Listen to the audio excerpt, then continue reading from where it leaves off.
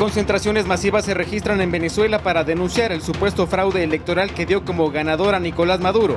El régimen ya solicita cárcel para los líderes opositores. Daniel Salcedo suma una quinta sentencia tras hallarlo culpable de delincuencia organizada en el caso Metástasis. La policía de España detuvo a Mercedes B., exdirectora disciplinaria del Consejo de la Judicatura, procesada en el caso Purga. 200 títulos de propiedad de insumos agropecuarios a pequeños y medianos productores de Cotopaxi fueron entregados por el presidente de la República, Daniel Noboa. Y en los deportes, Miguel Ángel Oor confirmó que Liga Pro pagó $500,000 a la Comisión Nacional de Arbitraje.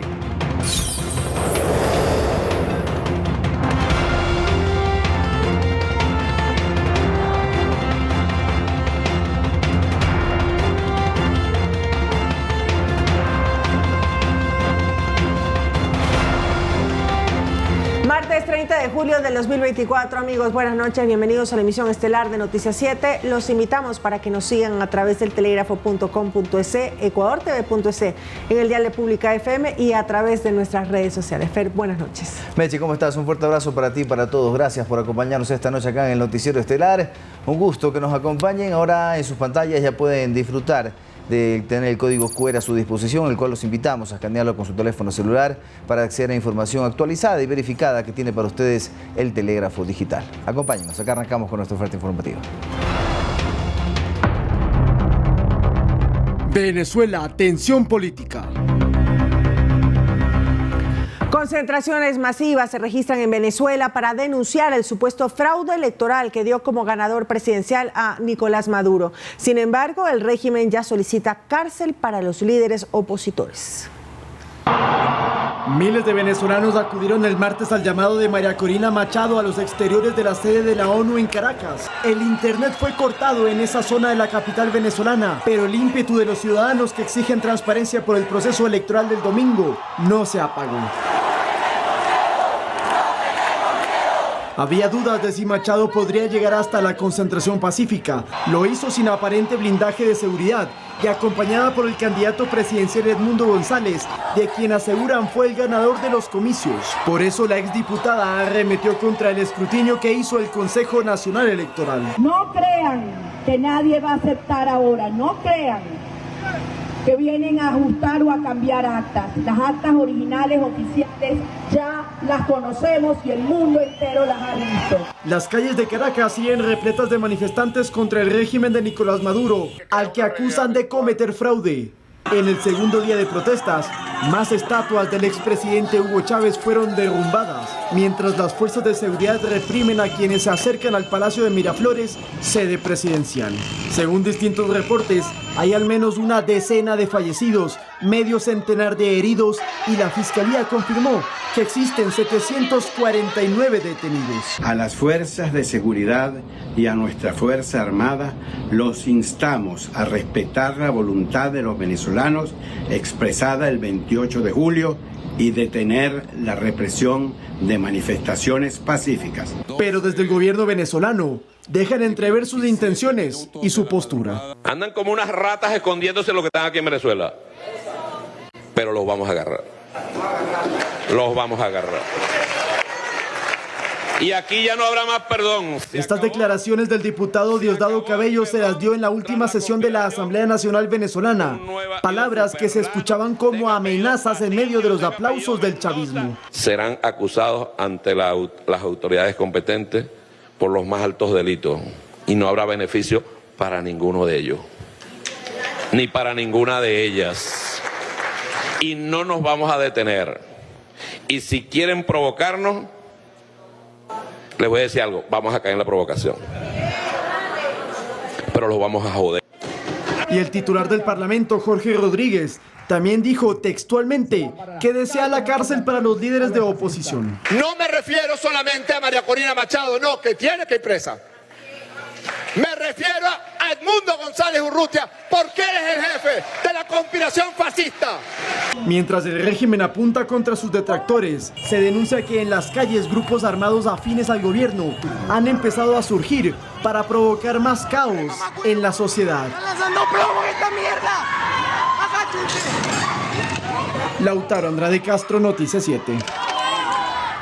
Y al respecto, con las declaraciones de líderes chavistas sobre sus detractores políticos, naciones como Chile o Costa Rica han expresado su apertura para ofrecer el asilo a los opositores al chavismo. María Corina Machado podría ir a Costa Rica en el caso que decida salir de Venezuela. Escuchamos. El gobierno de la República, por mi medio, anuncia que estamos dispuestos a otorgar asilo político, refugio en Costa Rica, tanto a María Corina Machado como a Edmundo González y a todo otro perseguido políticamente en Venezuela, en especial también a aquellas personas que se encuentran refugiadas en la Embajada de Argentina en Caracas. El 28 de julio, Venezuela fue a las urnas y el organismo regulador de las elecciones, el CNE, dio por vencedor al presidente Nicolás Maduro con más del 51% de los votos. No obstante, junto a la declaración oficial de los resultados, también han llegado las dudas. Tanto la oposición como la comunidad internacional requieren de pruebas que respalden el resultado de estos comicios. ¿Cómo llegaron a este punto? Se lo contamos en la siguiente nota. Buenas noches. El lunes 29 de julio, el Consejo Nacional Electoral de Venezuela, controlado por el chavismo, anunció que el presidente Nicolás Maduro ganó la reelección con el 51% de los votos, causando gran sorpresa y serias sospechas de fraude, tanto dentro del país como en gran parte de la comunidad internacional, que exige una revisión completa de las actas electorales. Incluso 9 gobiernos de América Latina han pedido una reunión urgente del Consejo Permanente de la Organización de Estados Americanos, OEA, para que emita una resolución que salvaguarde la voluntad popular. Pero ¿cómo llegamos a esto? Todo empezó algunos años atrás, específicamente en 2023, cuando los partidos de la oposición venezolana desarrollaron unas elecciones primarias para elegir a un candidato que compita en los comicios presidenciales del 2024. En octubre de ese mismo año, María Corina Machado del partido 20 Venezuela ganó en las primarias con el 92% de los votos. Machado, de 56 años, es ingeniera industrial vinculada en la escena política venezolana desde hace 23 años, siempre en oposición al chavismo. Pero en enero del 2024 el Tribunal Supremo de Justicia de Venezuela inhabilitó a Machado, lo que le impidió postularse y ejercer cargos públicos. Según indicaron las autoridades venezolanas, este hecho se dio por presuntamente no incluir en su declaración jurada de patrimonio el pago de bonos de alimentación. Un mes después, en abril, la oposición puso a Edmundo González Urrutia, de 74 años, como candidato para enfrentar a Maduro en los comicios de julio. Con movilizaciones del gobierno y la oposición en varias ciudades de Venezuela, iniciaron las campañas electorales en junio, las cuales estuvieron marcadas por enfrentamientos. Y el domingo 28 de julio, cerca de 21 millones de venezolanos acreditados salieron a las urnas para escoger al presidente. Cuando la jornada terminó, tanto la oposición como el chavismo se dieron por vencedores en las elecciones presidenciales. Con el triunfo de Nicolás Maduro, el chavismo, que ha gobernado Venezuela por 25 años, se extenderá otros 6 hasta el 2031. Emilia Reynoso, Noticias 7. Bien, y recordemos que el actual presidente venezolano Nicolás Maduro fue, en este caso, el sucesor de Hugo Chávez, ¿no? Junto a él, una serie de personalidades afines al denominado socialismo bolivariano. Así es, y ellos están frente a la nación sudamericana desde hace varios años. Para dar a conocer un poco más de la situación y explicar más sobre este tema, nos conectamos con nuestro compañero Lautaro Andrade. Lautaro, adelante. Gracias, buenas noches. Nicolás Maduro gobierna Venezuela desde hace 11 años, pero junto a él se encuentra la cúpula, como se denomina a su círculo más cercano, que lo asesora y acompaña en sus decisiones. ¿De quién se trata? Vamos a verlo. Empezamos por Cilia Flores, a quien no llaman la primera dama, sino la primera combatiente, su esposa. Le dicen la mujer más poderosa de Venezuela y una asesora de primera línea. Vamos con otra mujer muy influyente, Delcy Rodríguez Gómez, la vicepresidenta ejecutiva, quien ha ocupado otros cargos durante el madurismo. Por ejemplo, ha sido exministra y excanciller, y está casada con uno de los hombres más ricos de su país, que económicamente apoyaría a Nicolás Maduro.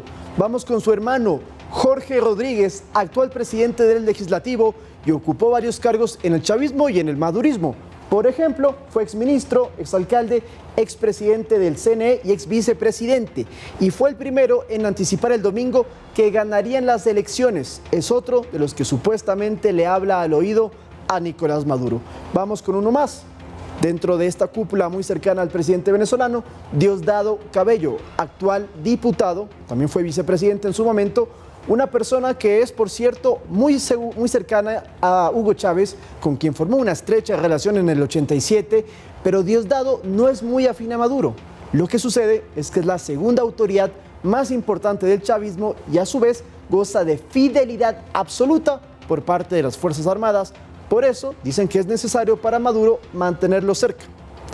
Vamos a ver a un grupo de alto nivel que también le responde a Maduro.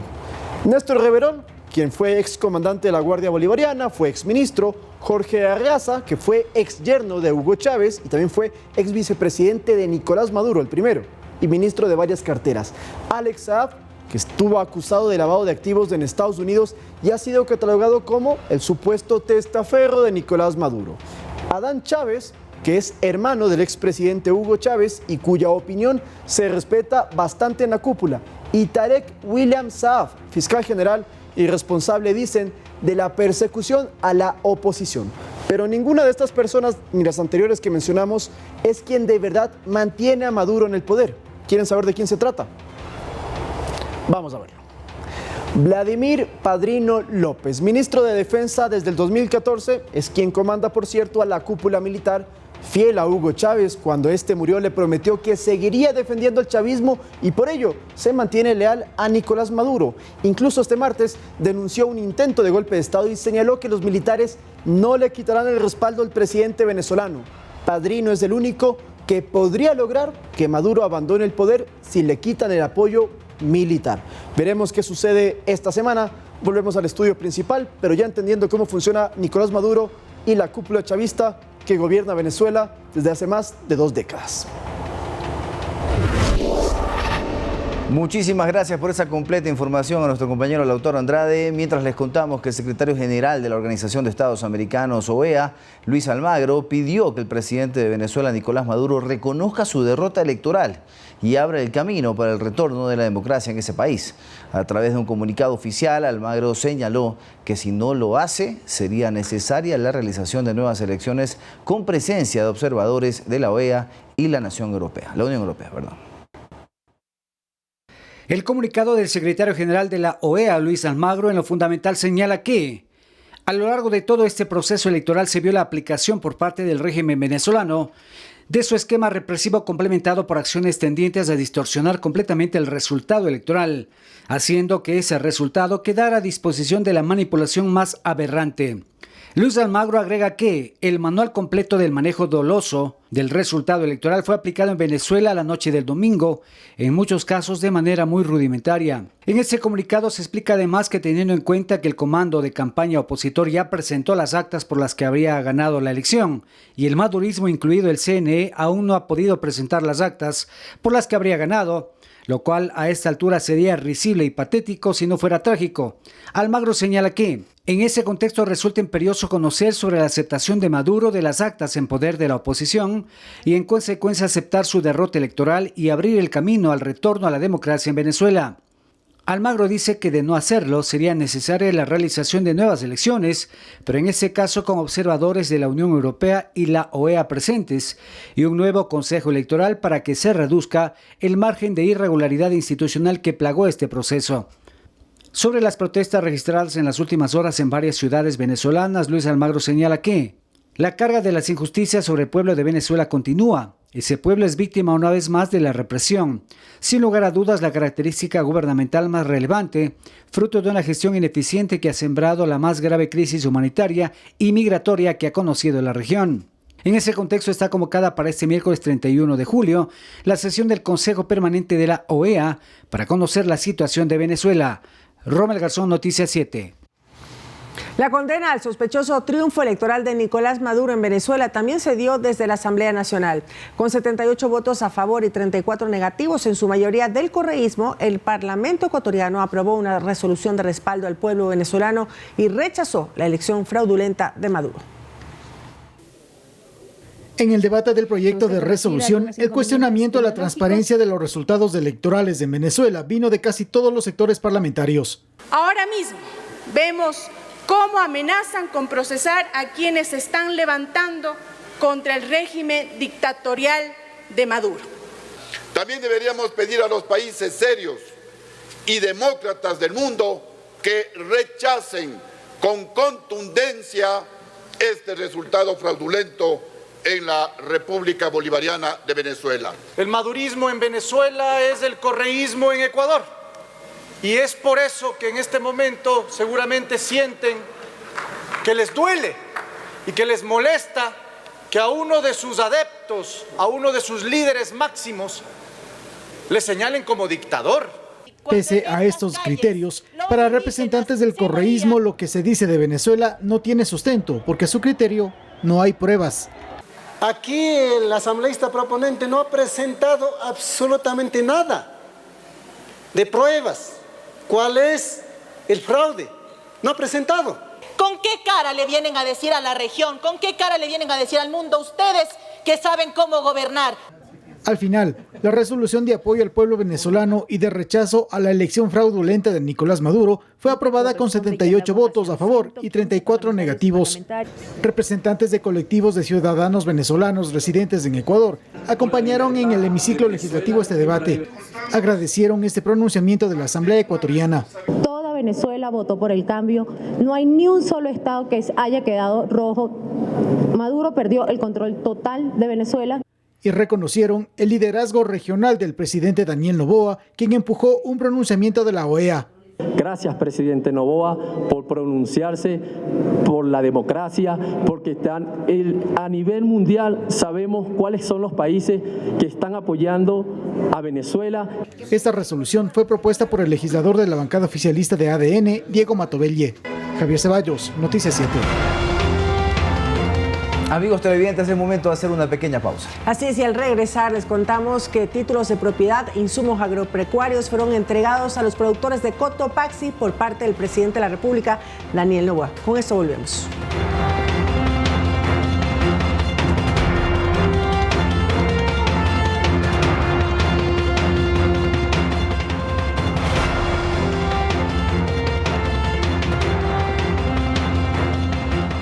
Regresamos con más información. Les contamos que 200 títulos de propiedad e insumos agropecuarios a pequeños y medianos productores de Cotopaxi fueron entregados por el presidente de la República, Daniel Noboa. Con ello, los beneficiarios, entre otras cosas, tendrán facilidades para el acceso a créditos. Veamos.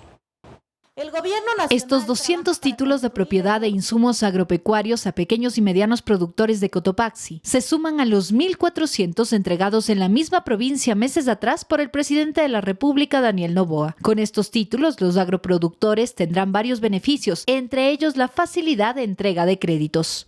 También hemos proporcionado más de 300.000 asistencias técnicas a los agricultores en todo el país. Y también estamos brindándoles el alivio financiero para que puedan producir sin la presión de las deudas.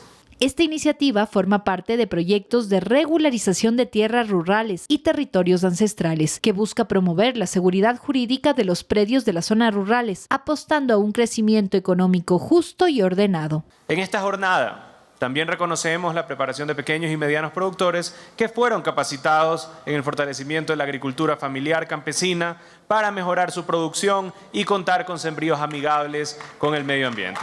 Y proporcionamos los acuerdos ministeriales de otorgamiento de vía jurídica a la Asociación de Emprendedores Agropecuarios, los Vergeles. Los documentos se entregaron en el mercado Satán Grande, en el que asistieron beneficiarios, autoridades locales y el ministro de Agricultura y Ganadería, quien aseguró que continuarán apoyando a los productores del país desde el gobierno nacional. Estamos convencidos que vamos a poder lograr esos espacios y esas oportunidades de trabajo para poder combatir la inseguridad. Cifras oficiales establecen que en lo que va del 2024, el Gobierno Nacional ha entregado 9.334 títulos de propiedad en diversas zonas del país. Sofía Vintimilla, Noticias 7.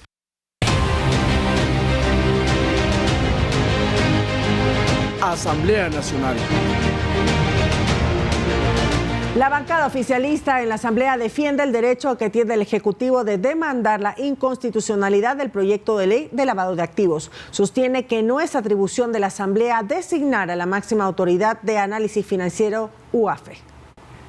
Abandono. Sobre este tema hay dos posturas. La que maneja el oficialismo respecto al plazo de presentación del veto parcial al proyecto de ley de lavado de activos aprobado en la Asamblea el pasado 20 de junio. Nosotros sostenemos que fue enviado en el tiempo correcto y que por lo tanto, así no hayan admitido el veto parcial del presidente, pues lo haremos a través de la Corte Constitucional. Y la otra, la versión de la Asamblea. A 24 de julio de 2024, a las 23:59, no se recibió ni en la Presidencia ni en la Secretaría General de la Asamblea Nacional dicha objeción. Lo cierto es que la aplicación plena de la ley, que fue publicada ya en el registro oficial para su vigencia, podría tener un freno si el Ejecutivo concreta la demanda de inconstitucionalidad a la norma por un artículo en particular. Se refiere a la atribución que tendría el Parlamento para designar al director de la Unidad de Análisis Financiero UAFE, de una terna enviada por el Ejecutivo. Siendo esta parte del Ejecutivo, lo que corresponde de acuerdo a la Constitución es que sea el presidente quien designe el director de la UAFE y pueda realizar las investigaciones de lavado de activos en nuestro país. Mientras menos toque la Asamblea Nacional cargos públicos, es mejor. Ahora, si la Corte Constitucional acepta a trámite la inconstitucionalidad del proyecto de ley de lavado de activos, se suspende su aplicación hasta que el organismo emita un pronunciamiento final. Todo aquello que haya sido sustanciado conforme a la ley en vigencia va a tener validez.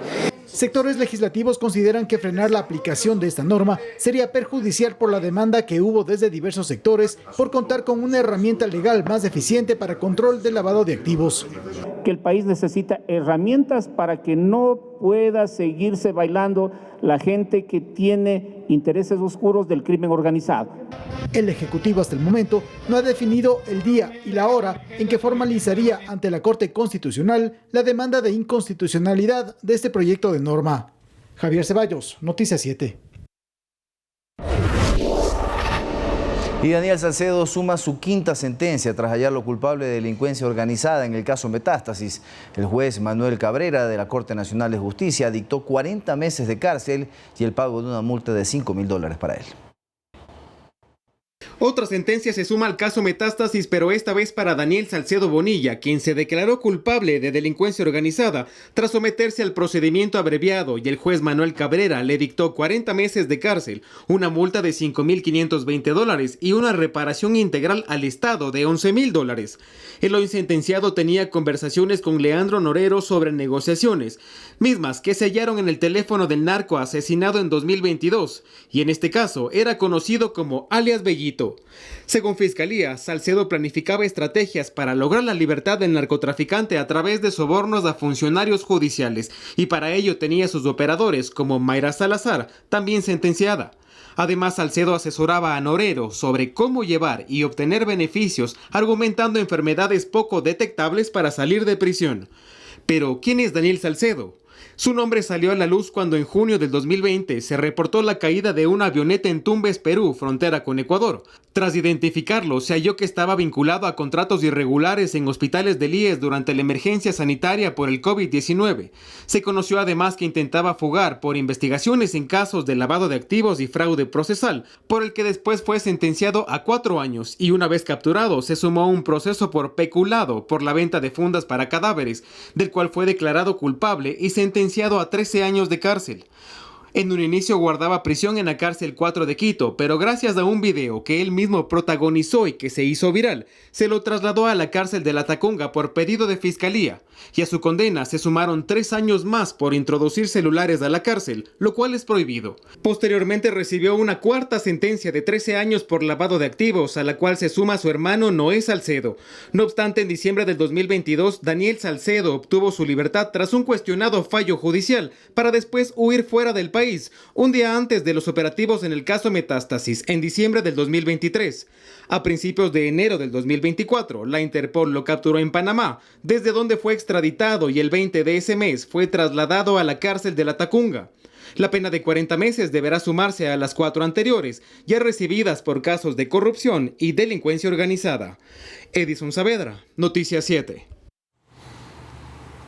La policía de España detuvo a Mercedes B., exdirectora disciplinaria del Consejo de la Judicatura, procesada en el caso Purga. Contra ella pesaba una orden de prisión preventiva por presuntamente formar parte de una red de delincuencia organizada que tenía nexos en la justicia del Guayas y la policía. La detención de Mercedes B. se dio a las 9:30 de la mañana en Barcelona, España. Contra ella pesaba una alerta roja de Interpol, pues es una de las procesadas en el caso Purga, donde se investiga un presunto nexo entre el crimen organizado y la política.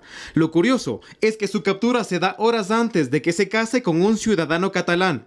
Y es aquí, por intermedio de la identificación de la fecha de la cita asignada a la pareja de la ciudadana Villarreal, la unidad de fugitivos de la OCN de Madrid identifica al ciudadano y por medio de él se llega a la ubicación de la señora Mercedes B.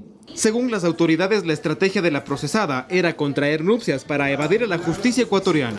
Su captura ya fue notificada a la Corte Nacional de Justicia y Cancillería para que se inicien los procesos de extradición. Sin embargo, aún no hay una fecha exacta. Los procesos de extradición no tienen con total certeza un tiempo. Un aproximado es 4 meses, pero vemos casos en los cuales logran con algunas estratagemas las personas que están siendo solicitadas por la justicia ecuatoriana, pues evadir o dilatar.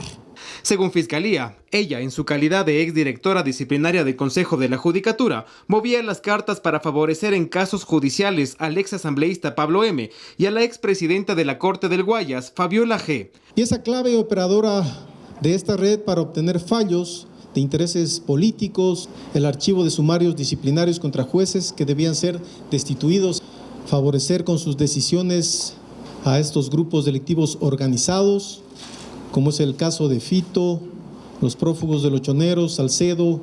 Pablo Muantes y Mercedes Villarreal, según la Fiscalía General del Estado, son un vínculo fuerte con la política que hace de la justicia un todo manipulable. Por eso es que nos interesa de especial manera desarticular los vínculos política, narcotráfico e impunidad. Recordemos que los operativos en el caso Purga se realizaron el 5 de marzo del 2024, pero Mercedes B. habría salido del país un día antes, pues en esa fecha aún no estaba vinculada legalmente al caso. Sin embargo, el pasado 4 de junio, tras la acusación de Fiscalía, se le dictó orden de prisión preventiva. Edison Saavedra, Noticias 7. El Ministerio de Relaciones Exteriores y Movilidad Humana comunica a la ciudadanía que ante la escalada de tensiones entre Israel y Líbano, las aerolíneas turcas Turkish Airlines y Sun Express, al igual que Lufthansa y Air France, han suspendido temporalmente sus vuelos hacia el aeropuerto internacional Rafik Hariri de Beirut, en Líbano. Ante este escenario, la Cancillería exhorta a los ciudadanos ecuatorianos que se encuentran en el Líbano a abandonar ese país de manera inmediata con la finalidad de precautelar sus vidas y recomienda tomar las precauciones debidas para planificar la salida oportuna de ese país utilizando los medios de transporte aún disponibles. De igual manera, se insta a los ciudadanos ecuatorianos a suspender los viajes planificados al Líbano y a esa región mientras persista el conflicto armado.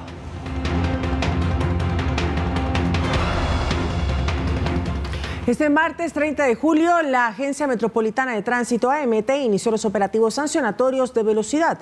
Los infractores en relación con los controles preventivos disminuyeron en un 76% según la Agencia Metropolitana de Tránsito. En la siguiente nota les contamos cómo se desarrolló la jornada. La mañana de este martes 30 de julio arrancaron los operativos sancionatorios de control de velocidad en Quito. Durante la jornada, los agentes civiles de tránsito se ubicaron en la avenida Quitumbeñam, al sur de la capital. Desde estos puntos se verificaron mediante un cinemómetro que los vehículos no superen el límite permitido de 50 kilómetros por hora. Así lo dio a conocer Paola Merino, coordinadora de la zona centro-norte de la AMT. El cinemómetro captura la velocidad del vehículo, toma la fotografía, la cual nos llega a nosotros. Con eso se detiene la marcha del vehículo. Para quienes superaban ese límite de velocidad, recibieron una boleta de citación en la cual se estipula una multa equivalente al 30% del salario básico unificado, que actualmente representa $138. Quienes circulaban por el sector apoyan los controles y otros cuestionan los límites de velocidad. Bueno, creo que está bien porque el tema vial es importante, ¿no? Así se baja un poco el riesgo de los accidentes y en esta vía sobre todo que es de alto riesgo. Por uno mismo y por los demás tienen que tener mucho cuidado. Los controles por supuesto que están bien, pero me parece que también muchas calles deberían ver que 50 kilómetros a veces es inviable. Por otra parte, durante los operativos preventivos de velocidad se registró un promedio de 30 infractores por hora. Esta cifra, en relación con los 7 conductores sancionados, refleja una reducción de hasta un 76%. En los preventivos al principio iban a una velocidad muy alta, como 60, 70 kilómetros por hora, sobrepasando el rango moderado. Pero en estos días ya se ha visto una reducción de la velocidad en Quito. Según el balance de la AMT, los vehículos en promedio exceden la velocidad en 34 kilómetros por hora. Manuela Bedón, Noticias 7. 30 fallecidos y más de 10.000 personas contagiadas con COVID-19 registra hasta el momento el Ministerio de Salud Pública del Ecuador. El Gobierno Nacional realizó una inversión de $8 millones para la adquisición de 500.000 vacunas con el apoyo del Fondo Rotario de la OPS. Un tema que parecía superado sigue vigente en el país y se trata de los contagios con COVID-19. Según las últimas cifras del Ministerio de Salud, hasta el momento se registran 10.622 casos confirmados y 30 personas fallecidas. Tenemos personas adultos mayores o personas que tienen alguna comorbilidad, que son los que han sido afectados gravemente por la enfermedad. El mayor número de contagios se registra en Pichincha con 3.326 casos, Guayas 1.679, Manabí 978, Azuay 629 e Imbabura con 496 casos y las demás provincias con cifras menores. El gobierno realizó una inversión de $8 millones para la adquisición de 500.000 vacunas del laboratorio Moderna con el apoyo del Fondo Rotario de la OPS. 250.000 dosis llegaron en mayo y fueron distribuidas a nivel nacional. Al momento, 103.721 dosis administradas en el país y esperamos seguir cubriendo. Sobre todo, queremos siempre orientarnos hacia nuestra población más vulnerable, ¿no? Según las autoridades, la vacuna aplicada actualmente protege contra las 2 variantes de COVID-19 que circulan en el mundo. Esta vacuna que nosotros estamos administrando ofrece protección para las 2 variantes, sin embargo, la protección llega entre un 85%, que es bastante buena en virtud de cómo estamos en este momento. La vacuna contra el COVID-19 se aplicará a niños que no hayan recibido la vacuna anteriormente, desde los 6 meses a los 4 años, 11 meses, 29 días. Niños desde los 6 meses con inmunosupresión, niños mayores de 5 años de edad. Para el caso de personas que recibieron la vacuna COVID-19 anteriormente, sin importar el número de dosis aplicadas, se vacunará así. Niños desde los 6 meses de edad hasta los 4 años, niños con inmunosupresión desde los 6 meses de edad, niños mayores de 5 años de edad, adultos entre 18 y 64 años con condiciones graves o enfermedades crónicas, adultos mayores de 65 años de edad. La aplicación de las vacunas incluye a personal y trabajadores del sistema de salud, personal que labora en centros gerontológicos, policías y militares activos, bomberos y personas privadas de la libertad, cuidadores de personas con discapacidad y embarazadas. Las 250.000 dosis restantes llegarán al país en el segundo semestre de este año. Rommel Garzón, Noticias 7.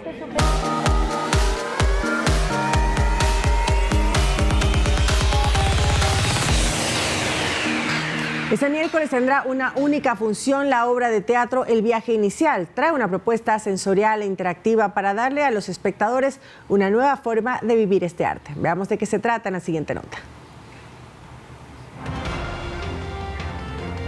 Vamos a ver la nota de la presentación que será en la ciudad de Quito en esta única obra. Vamos con más información, tuvimos un problema técnico. Bien, contarles que el próximo martes 7 de agosto el Teatro Sucre será el testigo de una obra que conmemorará los 50 años artísticos de Susana Reyes. La obra que nos transportará, en este caso por el Ecuador, será gratuita. Veamos. Este es el sonido de la acatina, un instrumento de viento que nos transporta a lo más profundo de la naturaleza.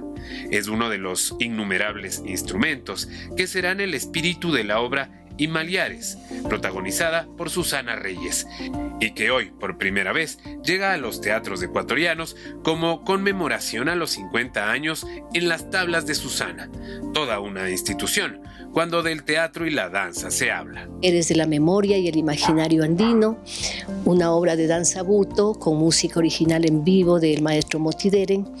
Esta es una obra con la que creemos es maravilloso arribar a este aniversario, porque de alguna manera esta obra recoge una línea, una temática que ha marcado mi obra, que es la temática femenina. La obra, que supera los 50 minutos, supone un viaje por los páramos y las poblaciones de nuestros orígenes, una historia contada a partir de la danza y la música. La obra va a ser única función en el Teatro Nacional Sucre, es de entrada de acceso libre, pero para comodidad del público hay que descargar en la página web del teatro, ¿no? Ahí escogemos puestos y cosas así. Así va a funcionar esta vez.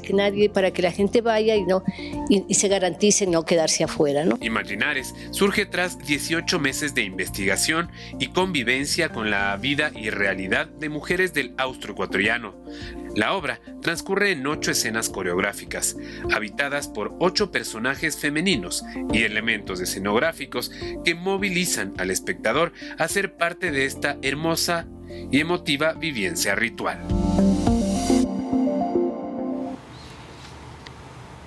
Este martes se hizo el lanzamiento del servicio de Contacto Ciudadano Digital, una plataforma moderna y ágil para solventar dudas y realizarles reclamos o sugerencias en las instituciones del Estado. ¿De qué se trata? Les contamos en la siguiente nota. www.contactociudadano.gov.es. Esta es la web del nuevo sistema Contacto Ciudadano Digital, una herramienta que busca acercar a los ecuatorianos con las entidades estatales. La subsecretaria de Calidad en el Servicio Público, María José Reyes, explicó que esta herramienta fue desarrollada por el Ministerio de Trabajo a través de su secretaría y en conjunto con el Ministerio de Telecomunicaciones, principalmente para la simplificación de trámites y la obtención de información. La calidad de los servicios públicos no es un lujo, es un derecho. Nuestros ciudadanos merecen servicios que no cumplan, sino que superen las expectativas. ¿Pero qué trámites puede hacer la ciudadanía? Felicitaciones, denuncias administrativas que realiza la ciudadanía en las diferentes instituciones del Estado. Además, los ciudadanos reciben respuestas a sus consultas de manera oportuna, gracias a la automatización de muchos de los procesos. La plataforma estará disponible las 24 horas, los 365 días del año.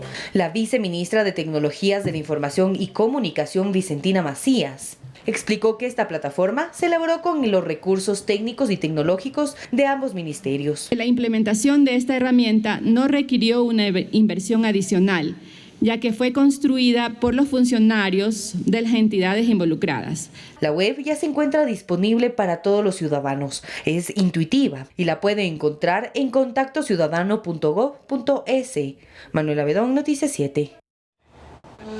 Y como todos sabemos, la educación es la base del desarrollo y el progreso de una sociedad. Por eso tenemos buenas noticias para las unidades educativas en Durán. Pronto verán una significativa mejora en su infraestructura. Veamos. La Unidad Educativa María Solís de Salazar forma parte del programa Comunidades Educativas Seguras y Protectoras, el cual beneficiará de seguridad a los miembros de la comunidad educativa y un mantenimiento integral de su infraestructura escolar. Este mantenimiento incluye la instalación de nuevas baterías sanitarias, griferías, luminarias, techos, pintura, fachada, exteriores, patio, entre otros, con el fin de asegurar espacios dignos y funcionales para la comunidad educativa. La remodelación beneficiará a más de 350 estudiantes en las 2 jornadas. Desde la implementación del programa Comunidades Educativas Seguras y Protectoras, 16.541 estudiantes, 585 personas, entre docentes y personal administrativo, además de los padres de familia, cuidadores de la comunidad del Cantón Durán, se han beneficiado de esta iniciativa interinstitucional de seguridad y protección. Con estas acciones se refuerza el compromiso de brindar una educación de calidad en entornos seguros y adecuados para todos. Bien, es momento de una nueva pausa y al regresar los deportes. Claro que sí, tenemos mucha información para ustedes. ¿Cuáles son las novedades del fútbol ecuatoriano? ¿La Liga Pro se juega o no se juega? ¿Este lío con los árbitros se resuelve o no se resuelve? Todo se lo contamos al volver.